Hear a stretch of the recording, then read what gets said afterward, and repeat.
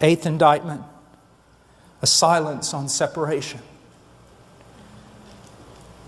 There is a void of serious teaching about holiness.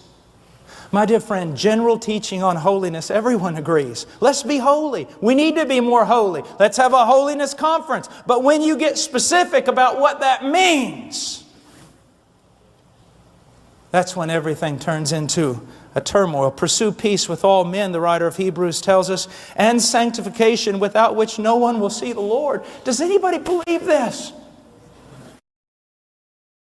Brother Paul, I have been blamed so often for teaching, works. Listen to me. Listen. Again, it goes back to regeneration and the providence of God.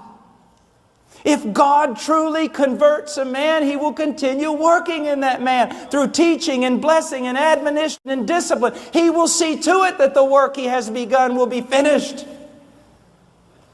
And that's why the writer says, without sanctification, without holiness, no one will see the Lord. Why? Because if there's no growth in holiness, God's not working in your life. And if He's not working in your life, it's because you're not a child. Look at the difference between Jacob and Esau.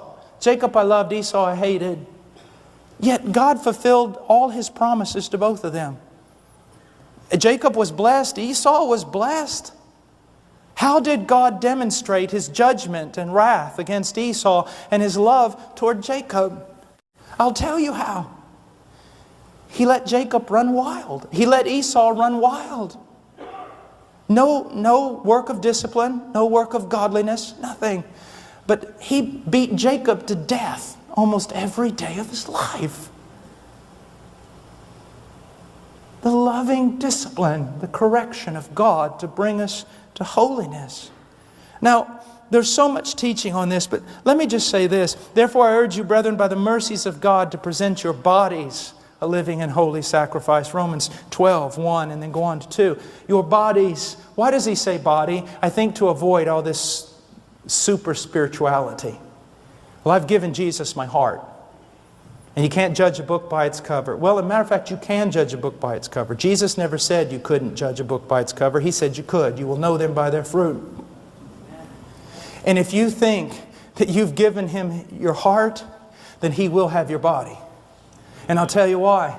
The heart, my friend, is not some blood-pumping muscle or some figment of a poet's imagination. It refers to the very essence or core of your being. Don't tell me Jesus has the very essence and core of your being and it doesn't affect your body. It's just not going to happen. And so what do? We go through Scripture. What? Legalistically? No. Drawing inferences? No. Just standing on the commands of Scripture. About what? I do not agree with everything the Puritans said, but I love the Puritans. And one of the reasons why I love them, because I believe they honestly made an attempt to bring everything in their life under the lordship of Jesus Christ. Their mind. Because they wrote 800-page books on what should I think about according to the Scriptures. What should not enter into my mind according to the Scriptures. What should I do with my eyes? What should go in these ears and what should not go in these ears? How should the tongue be ruled? What should be the direction of my life? And yes, I'm going to scare you to death. How should I dress? Now here, I want to be careful here. Don't want to draw inferences and things. My dear friend, my wife says it this way.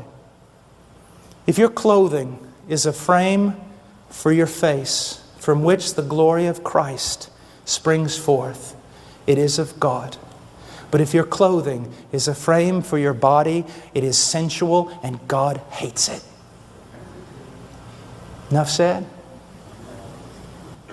Now, I can't go through everything of holiness, and holiness isn't just outward expression, but we've become to be a people that uses the interior work of the Spirit as an excuse to say nothing is ever going to happen on the outside, and that is not true. Some of you young men, you cry out probably more than I do that the Spirit of God would fill you and work in you, but it only takes 1/2 hour of television to so grieve Him, He'll be a miles from you. 99% pure, 1% sewer. I'm not drinking. One time I was struggling in a Leonard Ravenhill was talking to a dear friend of mine who was saying, Brother Leonard, the young man, Brother Paul, he's really struggling. And he sent a tract. I still got that tract. I'll never part with that. And said, others can, you cannot. I don't necessarily agree with everything. Young man, listen to me. I don't go to malls. I don't. Not because I'm more holy than you. It's because I know what I am. There's a story of one of the finest, greatest violinists in Europe playing his final concert, old man. And when he finished, a young man walked up to him, violinist, and said, Sir, I'd give my life to play like you. And the old man said, Son, I have given my life to play like me. I want the power of God on my life, then something's got to go. I want to know Him, then some separation has to occur. Let me tell you something, young man. Everyone else is running around to all their little retreats and all their conferences and getting together with group hugs and singing Kumbaya and everything else. Maybe you need to get alone in the wilderness with God and fast for 7 days on your knees, studying the book of Psalms. It's being alone with God, belonging to Him. To be a man of God, there's got to be a sense where sometimes even your wife, who is of your own flesh, one with her, she looks you in the eye and she knows she can't go where you're going. Silence on separation. I think, do not be bound together with unbelievers. For what partnership have righteousness and lawlessness? Nothing. And what fellowship has light with darkness? Nothing. Darkness is the opposite of God's revelation.